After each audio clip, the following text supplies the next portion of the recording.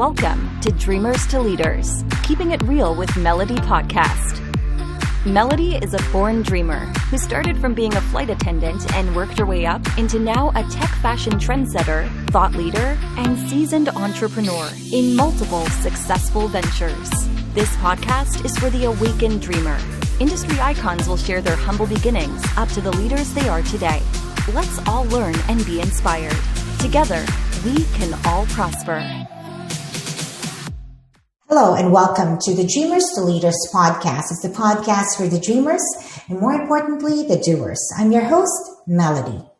If you're one of those who want to reinvent yourself and pivot, especially in this crisis, and handle multiple careers simultaneously and effectively, this episode is for you. Joining us here today is Connie Schulte. She is a TV personality, a journalist, a producer, author of 2 books, namely hijos, quieren, hablar, español, and Historias de Sandy. She is also the founder of Tintero Publishing. She's currently producing shows that tackle environmental issues. Ladies and gentlemen, please help me welcome Connie Schulte. Hi, Connie. Welcome to the show. Hi, thank you very much, Melody. Happy to be here. Well, glad to have you here. So let's start. If you could share with our audience your backstory on how your life was before migrating here in the U.S. and being a TV personality. Well, very complex. I have a big family in Mexico City. I am from Colima, which is a small town. And I have a good childhood, except my father passed away when I was 6 years old, and his side of the family was very into arts, into music, theater. And then when he passed away, I have to move back to Colima, where the family was different, and I kept missing, his presence in my life. So as much as I was very happy, and I have a huge family that are very Latinos and very loud and very warm, I guess I was always missing, that side of my father, with the music and theater and writing. And I guess before coming to United States, that's what I was always looking for, to make my life extraordinary again somehow. Yeah. So very much into like an entertainment type of background. Well, similar to my childhood as well. Came from a family who is also into the entertainment field. So I kind of get what you're saying, where you want something like that. It's with you, right? It's within you, and wherever you go, it's not home without it. So as you were trying to find you and that creative side of you, how did you end up here in Los Angeles? Oh, well, that was a huge story. I went into a beauty pageant because, that was the first thing that you can do in a small town, go to a beauty pageant. And because of that beauty pageant, I won Miss Colima. Then I went to Miss Mexico. I was in the Miss Mexico, Miss United States. They did this contest together for the first time many years ago. And I ended up doing modeling. So, as I model, I went to this contest where a lot of companies from the United States, I don't know if you remember LA Models, Wilhelmina, BBA, all these huge agencies, from the 90s, where Cindy Crawford and Claudia Schiffer and all those models were like huge. Yeah, the supermodels, right? Exactly. So I did that, and I got a very good reception because I won a lot of, I won first place, and they invited me to come to United States, and then 15 different companies that were offering me contract, Japan, London, I remember Germany, United States, and I was only 17. So I was just like, oh my God, this is so easy, right? So I say no because I have to finish high school.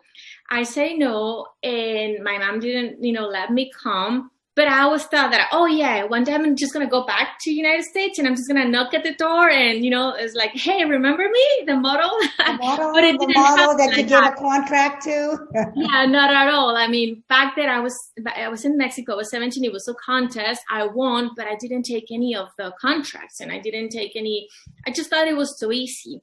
And then 2 years later, I came to the United States, looking for those opportunities again. And I went and I knocked at the door and they were like, oh, sorry, not anymore. By then I was 19. It was pretty old and fat. Less than 50 pounds, but to them I was already fat. You know how the agencies work. But anyways, I was able to work as a flight attendant, travel between United States and Mexico. And then I moved to the United States thinking that I could continue working as a model, but like I said, it wasn't that easy that second time. Mm-hmm. So you became a flight attendant. How long did you do that? I only did that for a year. So with the ups and downs of trying to find you, right? So there were challenges and all those adventures or misadventures and misadventures. What would you say would be your biggest learning? What was your takeaway with that journey and with the ups and downs that you have experienced? Well, what I learned, what I try my daughter, is that every time that I try to do something new, whether it's moving to a different country, studying a new project, changing companies, thinking differently, or aspiring for a new dream, people keep telling me that it's not possible, that something's going to happen to you. Before it's like, you're too young, you don't know the world and things are going to turn bad. Now it's you're too old. It's too old for you. In the middle, it was just too naive. You're too structured. You're too wild. They keep looking for adjectives to tell you that things can't be possible. And I keep making the same mistakes. They turn out really good for me. I keep trying. Every time I have a new project, a new dream, I just go for it. And thank God, it just continued to work for me. And the biggest, what I've learned is that you have to don't listen to to the naysayers and to those that are just pessimists. Follow advice, be prepared. All of those things is important, especially your parents' advice. But honestly, just go for it, because I started a lot of businesses. I went into different venues. I've been a choreographer, reporter, TV host, entrepreneur, and the only thing that I continue to do is just to follow my instinct and go for it. Of course, I work hard.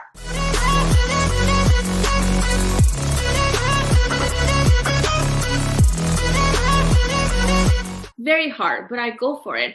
And it doesn't matter how many failures, if you want to label it that. Set up, and move on. So I learned that if you want to do something, you have to do it. Don't listen to. That's right. So just pick yourself up, shrug it off, and then move forward, right? Yes. Mm-hmm. Wonderful. As a little girl, was there ever a time where you said, when I grow up, I would be this? Was there that classic phrase that you would replay in your head growing up? Oh, yes. Well, when I was a little girl, I wanted to be a doctor or a singer. Uh-huh. And it turns out that I sing really bad. But I ended up doing that as well. I was part of a band and I recorded a couple of songs. But it was that, like I said, you're looking at a way to express yourself. And when you're a kid or a teenager, you're not sure. So you just think that you want to be an actor or a model or be an astronaut, right? But as you do that, then you evolve and then you realize that an age is never going to end, because what you're trying to do is to be creative, to express yourself. So as long as I'm doing something where I get a chance to create, I will continue to do that. But yeah, all the things I've done, I just keep changing my mind. A singer, a doctor. I wanted to be a reporter. I wanted to be a model. I want to be a flight attendant, and I've done it all. Now, you know what? I'm starting to surf. Can you believe that? Wow. Well, here in California, that's yeah. a good hobby. That's a good hobby to pick, I would imagine. Maybe I should hang out with you and pick that as a hobby as well. You should do that, yeah. They say it's very good for your abs, right? To surf. Yes. Boy, it's good for everything. It's good for everything. For balance. Balance, yeah. And then you swim for a lot of hours. It's amazing, really. That's how I also got connected to the ocean again, because where I'm from, I live in the coast, you know, close to Puerto Vallarta, Manzanillo. And then by surfing, I connect again to my origin. To the water. With the water, yes. Right. So, flight attendant, author, journalist, choreographer, entertainer, TV, beauty pageant winner, with all the things that you have juggled. Was there anything that was that you would consider your favorite, like one of your favorite career that you have done or doing? Dancing, definitely dancer. Yeah. Oh, nice. So much. So, what type of dance? I started with ballet, classic ballet.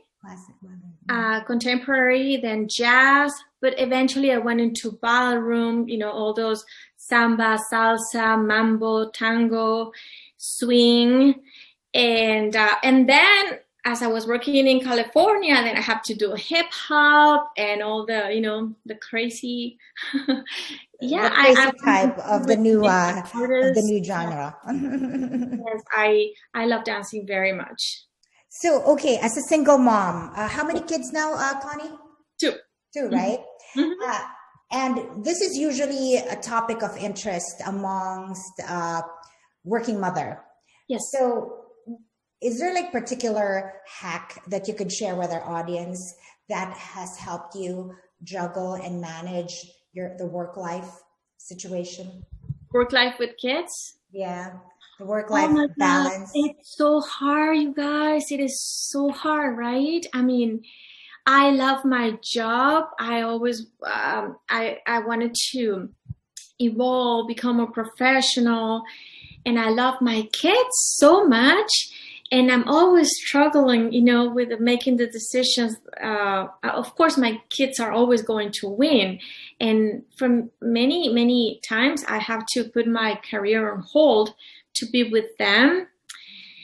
And it's been so much joy, but very hard, because I see my colleagues are, you know, the guys, the males, that they just keep going, you know, straight. I mean, I don't want to generalize, but or other of my coworkers that have no kids and they can be in their, you know, job 24/7. And then I have my daughter, and then I have to, you know, stay out of business for, you know, a little bit. And then my son was born with autism, and he required a lot of attention and therapies, and I have to put my career again on hold. So I guess that was tough for me, because I am a perfectionist and I was gonna like succeed. But then I realized that we say something in Spanish that say los tiempos de Dios son perfectos, which is on something like God time is the timing that God has for you is perfect, right? So then I realized that the joy that my family, my kids give to my life is much more important, you know, than anything that I could accomplish. And I guess being in peace, you know, and giving my family their time and my business their time, that's what gave me some peace of mind. You know, what I'm trying to explain is sometimes I was with my kids, you know, and they were babies, and I was thinking, oh my God, you know, I'm missing so much more in my career, and I'm the only one who's not there right now. And I wasn't enjoying my kids at the time, and vice versa. And I was working really hard thinking my kids are alone home, and it's their, you know, it's close to Christmas or Thanksgiving or their birthday, and I'm not there. So just give it each thing their time. That's the best advice that I could give anybody is like when you're with your kids, just love them, adore them, and enjoy that moment because they grow so fast and you're going to miss it. And then when you're in your business and enjoy it, what time is. Sometimes life is always changing. So it's not like you're always going to be home or you're just going to be in the office. So that works for me. Well, you make it look easy, though I know it looks hard. And I think most women and society, I feel, doesn't really give the proper credit to working mothers, right? I mean, the juggle and as you said, for the most part, we sometimes would have to put our career on hold and not really go full blast, right? Because of the other things that are also, of course, important or more important, as a mother. And you have to make it with a smile because if you complain, then you're, That's right. Yeah. With a blush on, right? with a blush, with a manicure and all that, right? All the things that have to go with looking put together. Right. Now, let's talk about your publishing company. So you founded Tintero Publishing. Yes. And you do so much for that company, from being an author, ghostwriter, doing formats. You have people working for you from different parts of the world. How did you end up doing this type of work? It just all started by me writing a book, my first book. And after I did that, I realized that in the United States, there's a lot of Spanish-speaking people, and there's not a lot of enough books, right, in Spanish. Mm-hmm. So I wrote my first book, and I found it's a lot of authors out there who are willing to write their stories, and they just came for me for advice, consulting, and I start helping, I start editing, and little by little, it just came a business because I think there's an audience out there who needs that, Most of the people from other part of the world who speak Spanish, they're willing to send their material over here, and the people who are here, either they're Spanish speakers or bilingual, what I'm trying to say is there's a lot of writers over here that are not going to travel to other countries to publish over there. They want to do it over here, and there's an audience over here. So I start to do that for promoting authors, helping them to auto-publish, publish some books for them. And then just the people start to come, designers approach me, other writers or other editors, clients. And it's just because I think there is a market, there's a need for that. Mm-hmm. And then I start to get people in English. Like you can tell English is not my first language, right? And I'm like, I don't publish books in English because that's not my first language. And then you can go to one of the millions of publishers over here. But no, they wanted me to do that. Most of them are probably Latinos or Mexicans who want to write in English, but they want to be with someone who understands, the background. So I now am starting to publish some books in English, and I have a group of people who are helping me, like you say, all over the world. I have a very good team. And now we're doing a lot, I have a lot of customers and, like you say, interviews. So it's really working really good for me. It's called Tintero Publishing. Yeah. How did you come about with that name, Tintero? Because it's the ink well. The ink well? Mm-hmm. Like the ink well to write. I don't know. I like it. I like the music of it in Spanish. Mm-hmm. So what do you say to those who really want to publish their first book? What do you say to them? Where do they start? How do you go about publishing your first book? Everything in life starts with one idea. So as long as you have the idea, you're in the right place. Second, there's nothing most important in the world than a good story. I'm sure there's a lot out there For who sure. have their ideas and they want to put it in writing.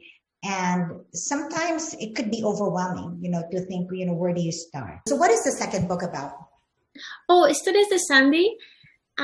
This is these are just stories for kids. Okay. When my son was very young, he has autism, so he has many fears, and one of his biggest fears was dogs, and I have two dogs, so he was very afraid of the dogs, his own dogs, and he wouldn't want to leave the bedroom just if the dogs were around. So I was very I didn't know what to do, for him to, they're both part of my life, my dogs and my son. So I started to making up these stories for him where the dogs have a personality or a life or feelings, So Sandy, that's the name of my dog. And then she would be like, oh, well, now she's worried and she's hungry and she's tired and she's sleeping. So as I started to give the dogs, feelings and ideas and emotions, then he didn't see them as a threat anymore. And then those stories became a book, the stories of my dogs. Wonderful. So in a way, it was inspired by your son. It turned out to be very good because I realized that it was very helpful. Now he likes the dogs. And through that way of teaching, I was able to accomplish a lot of things with him. And that's why I thought that it should be a book as well, because when many of the times when kids are afraid of things, as they see whichever their fear is with emotions, or they turn it into something funny or something silly, then the fear fades away. Uh-huh. I think that's also the same with public speaking, right? They say when you're speaking in public, you kind of think of silly thoughts with the audience, right? And that helps you be calm and just be yourself. One of my friends, I was 17, so I was really afraid. And one of my friends, I guess she was Miss Sonora or another Miss, right? She's like, you know what I do? I pictured judges naked. To your point about the book, and if you have fear, so with your son, kind of putting a little bit of comic relief would help. It's always, usually they say laughter is the best therapy, right? It's the best medicine. It's the best and cheapest therapy. Now I'm excited to hear more about your current project. So you're producing a series of shows that tackle environmental issues. So right. I think that's profound and very timely. So share more about that, Connie. I am so excited about this because, as I was mentioning to you prior to the interview, for many years I was on television, and I never felt that I was doing something useful, that I was saying something with message, because, when you work for corporation, the message is very structured. The less you say, the less you think. If you're too smart or too funny, then you're like right in the edge, right? And it's like, don't say that, don't go there, don't push buttons, or sponsors, always. And I always wanted to talk about things that matters, and I was never able to. And now I'm producing and writing this series where I go to different places in the world, and I find people who are doing something good for the environment, and I tell their story.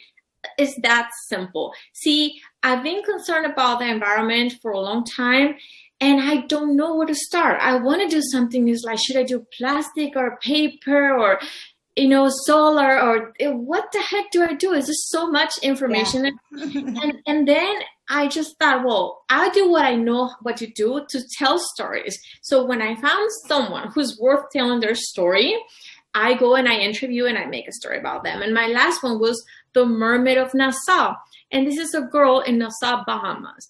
And I was there, and I met this girl who was diving in the ocean and removing tons of trash from the ocean, by herself. And then she started talking to the community, and then she went to the beaches and started doing that. And I thought that her story was worth telling. And that was the first episode of many others that I'm working on. But even before that, I was doing something in Spanish. It's called Notas el Cambio, which means, do you notice the change? And this is the climate change, right? And then, but back then, when I was working at the news, I was looking for bad things happening, right? It's like, these things are happening, they're damaging the environment, and what are the kids thinking about that? So I will go and interview kids to see their perspective. But now I'm looking for good things happening and see what other people are doing to improve, and see if we can get inspired and follow their lead. Wow, such a worthwhile cause. And I hear you on. Sometimes you feel like you have a gag order, right? When you're in media, where you cannot really speak your mind. And I guess with your personality and with a personality like us, it's gonna be hard to not to be able to express yourself, right? Or to speak your mind. So that is ongoing. What inspired you again in that venture? Well, I wanted to do this a long time ago. Participate, be more active in the environmental, and I guess I didn't know where to start, what to do, how to help, just recycle a little bit and, stop eating meat, getting back to eating meat. Like I say, I didn't know what to do. And then, but I was very clear that I wanted to put, it was like to do something about it. So I thought telling stories. So I go and I look for people, organizations or businesses or people who are doing something good. And then I show it to the world and I follow their lead. Now, after I met this girl, because I went with her, she swims with sharks, right? So I went with her in Bahamas, and we were to actually, the island is called Ja Beach. Ja Beach is where Shark, the movie Shark was filmed. Do you remember? Jaws, really? Yeah, by Steven Spielberg. Yes. So, I thought it was just in the back lot of Universal Studios. Once you submerge yourself in the water, and then you see the corals, they're healthy, versus the corals that are not. It's it touches you very much. We keep living this life where we don't think about what we're doing to the environment, to the ocean. We don't think about it very much because we don't see it. But when you go there and you see it with your own eyes, it's impossible not to do something. Anything, anything from recycle to cleaning to changing your straws to bamboo straws, anything. That's true. And after that, every time I was walking in the street, if I see a mask, a plastic bottle, I knew it was going to end to the ocean. I knew it was going to end the cup in some, fish. And then I couldn't help but to pick it up. So I'm not just doing stories, but as I get involved with someone's story, then I continue to do what they're teaching me. In this particular case, pick up the trash, especially the plastic. So did you dive with her? Did you also experience that? Yeah, I did.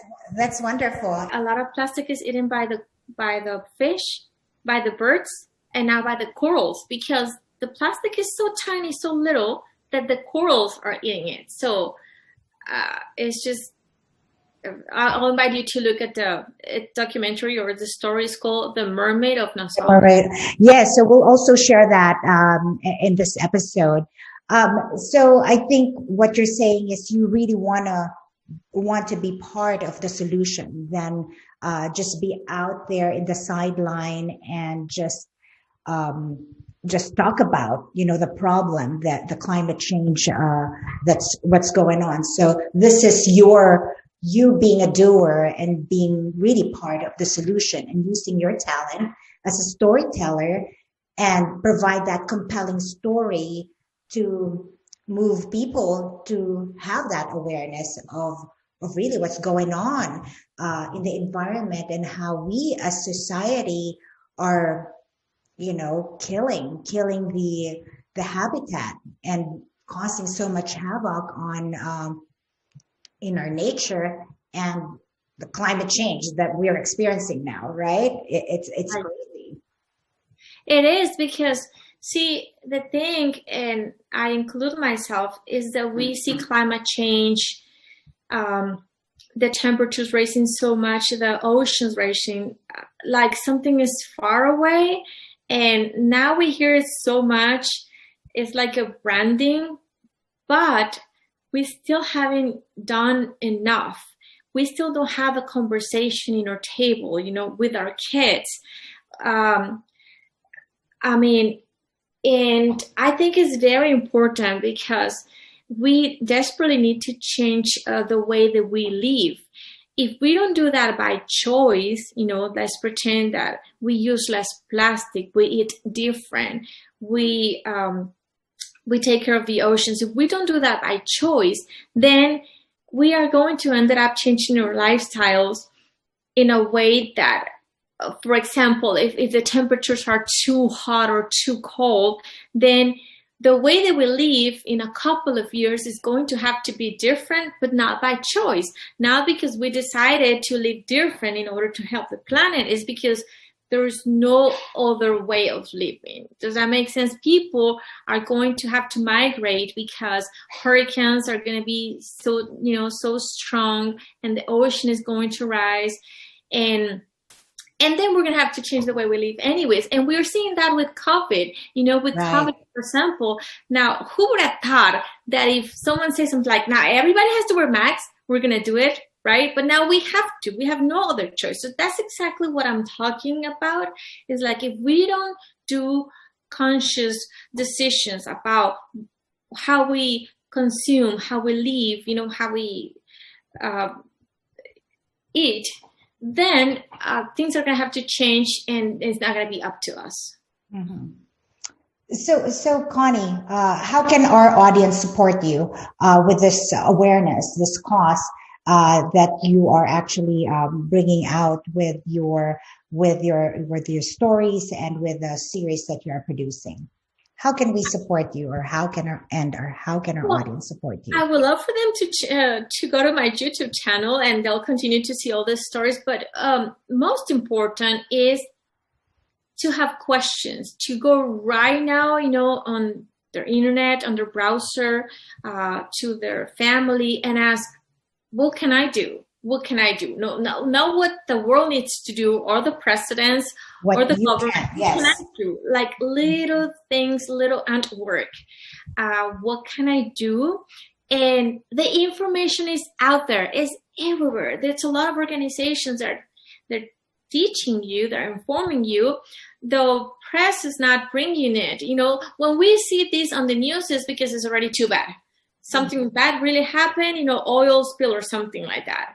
But the conversation, go look on the internet, see what you can do, and then try to bring the conversations everywhere, to your work, to your schools, to your kids, and eventually to your government and all that.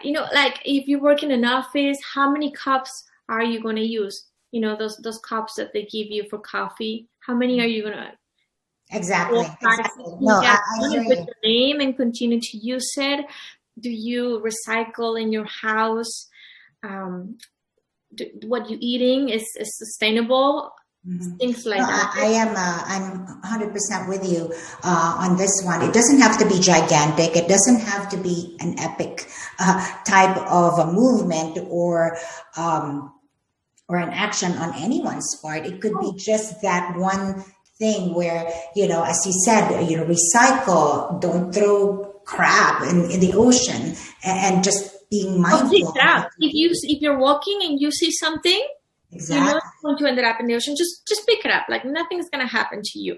And one thing that's very important and very simple, when you search for these things, like as when you search for anything, if you search for fake eyelashes, then you see lots of commercials, about it in Instagram, Twitter account, even in your email, right? So search for this, for ocean conservation, for animals, for the planet. As you search, then you get more information, and they'll bombard you, with this, and then you see what's going on in other places and how we're affecting the planet, therefore what we can do.